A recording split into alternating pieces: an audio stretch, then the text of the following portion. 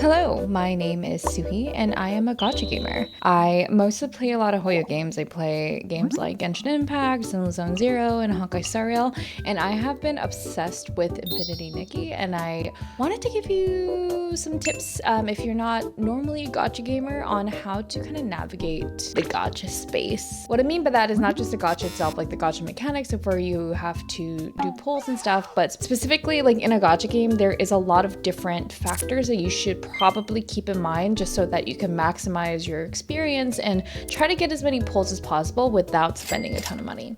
So for really big games like Infinity Nikki, which is an open world gacha game, first thing you want to do is collect everything. This is something that was really important for me as a newcomer in Genshin Impact, is collecting everything you see. You really want to collect everything because you never know what it's going to be used for later. It could be a recipe requirement for an item of clothing in Infinity Nikki. It can also be something that contributes to maybe like the realm of escalation and turning that into like a bubble that you might need for leveling up an item of clothing. You just never know what it's going to be, so make sure to collect everything you see. Another thing which might be obvious is save your wishes. Saving your wishes is important because you're probably, especially if you're trying to be mostly free to play, you're gonna have a hard time getting every single banner. Try not to get FOMO. There's definitely like post-pull clarity. Especially for banners that you were just kind of on the fence with, but you pulled because everyone else was excited about it. Don't fall for it, and make sure that you hold on tight for the next banners, which I'm sure they do such a good job. Gacha games do such a good job of making you want the next banner. And so if there's an outfit that you feel kind of on the fence about, skip it. Hold on, collect it all, and so when the next banners get released, you can feel confident in using your wishes appropriately. Something you also want to consider is you want to make sure that you are not spending diamonds on the standard banners. And I know that can be hard, especially if there's a limited banner that you are not really into, but you want to get the gacha like endorphins. Do not waste them on standard banners because you will end up getting those passes to pull as you play the game. So just make sure to try to save up your limited diamonds because they are harder to come by. The next thing is, in the game you have your daily assignments, right? And you get rewards for completing the daily assignments.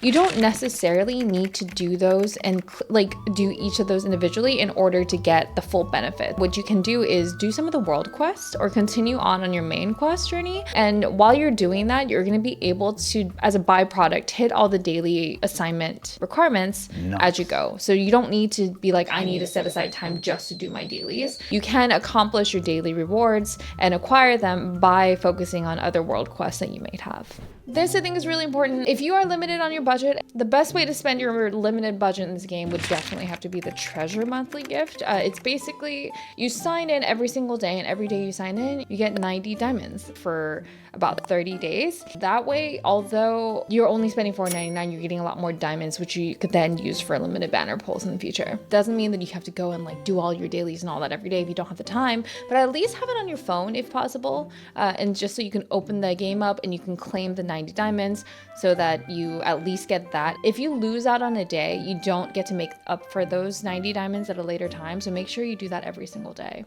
The last thing that I think is really important to consider, make sure that as you're farming, you mark the locations of specific animals that you had a really hard time finding. When you open up your map, you can mark the location with an icon that signifies what it is that you're marking. So if it's a specific animal or specific pet or whatever it may be, you can also create a custom label for it, so you can go ahead and know that in the future when you need a certain item and it's in a general area, you know exactly where to go. You can also look at this if you've already like found this animal in the past or this item in the past, then you can also go the other way where you go to the item and then track it, but this is an easier way to where you can just pull up the map really quickly and know where you need to go.